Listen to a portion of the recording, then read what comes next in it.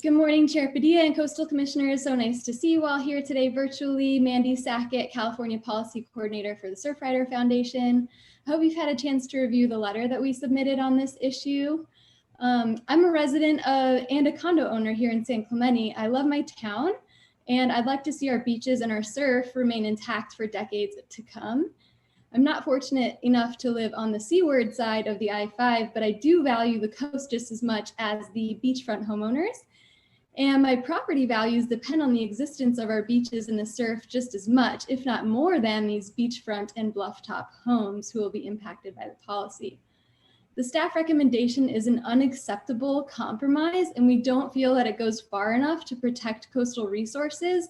I'm asking you to deny this amendment entirely. Surfrider opposes the portion of the staff recommendation that allows the city to define a major remodel or redevelopment for cumulative alterations of less than 50% to count towards this major remodel classification as starting from the August 10, 2018 date. That's an unacceptable compromise.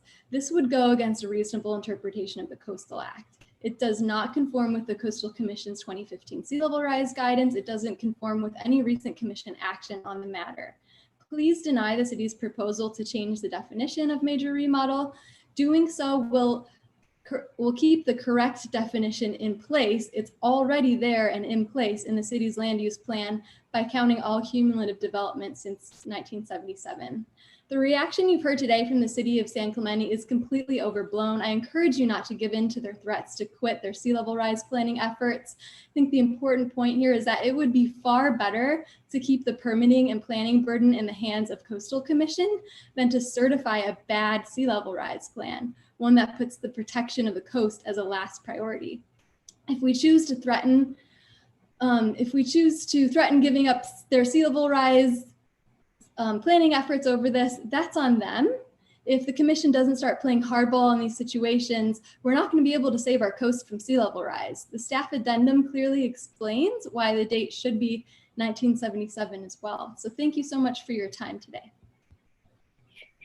Okay. Thank you. Next up is Denise Erconef, followed by Jennifer Savage, followed by Stefan McKernan. Hi, good morning. I'm here. Can you hear me?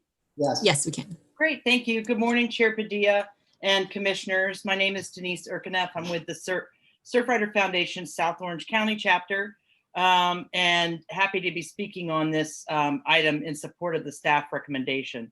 The Coastal Act grandfathered in development before January 1, 1977, because those structures were developed before current standards and understanding.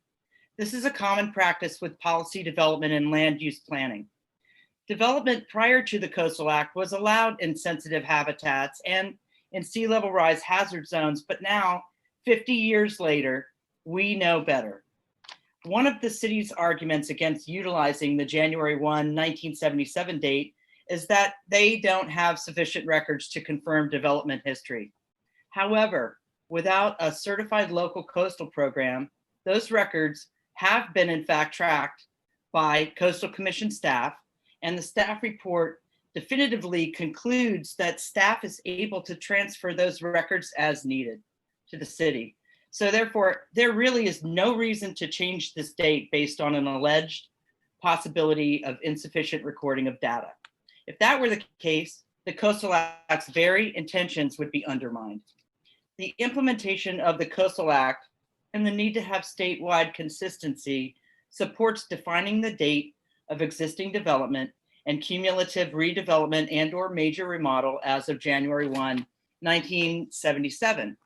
Now, in San Clemente, a portion of the city's coastline is already lined with riprap, seawalls along the coastal railway.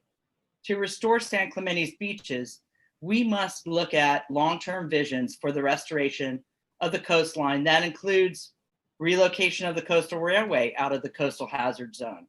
Otherwise, the city may face total loss of sandy beaches and, of course, the recreational opportunities they provide. San Clemente's iconic beaches once offered ample opportunity for surfing, boating, fishing, and more, and now they're facing, near extinction.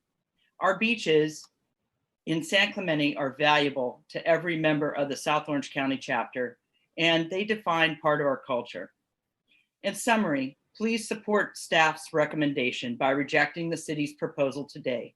We can take a step forward toward implementing a long-term vision that will restore San Clemente's beaches and protect our coast from sea level rise. Thank you for your time. Thank you.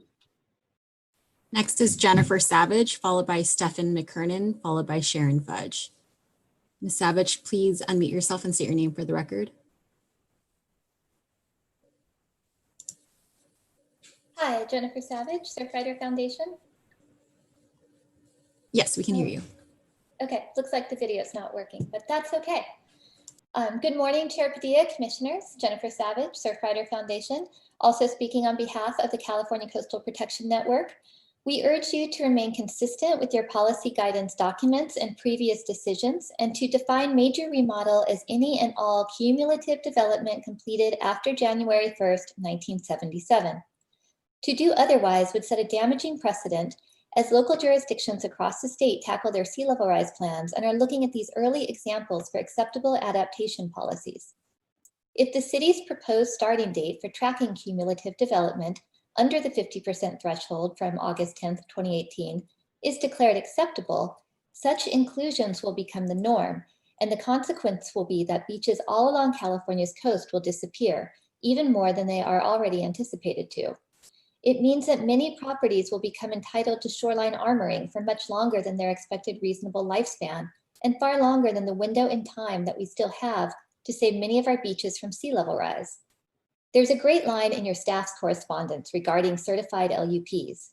Quote, "When no date is listed, 1977 is presumed, as it is clear that the Commission never anticipated that it would take 30 to 40 years for local governments to become fully certified to implement the Coastal Act. We are already so far behind. We cannot afford further delay, nor can we allow cities to hold hostage our remaining public trust resources, especially when facing the enormous sea level rise induced losses that are forthcoming. Without strong leadership and consistency on adaptation measures, sea level rise will mean great portions of beach, wetland, and dune habitat will end up underwater. It is vital that we protect our remaining resources for their ecological, recreational, economic, cultural, and aesthetic values. Thank you for denying the city's proposed land use plan amendment. Thank you. Thank you.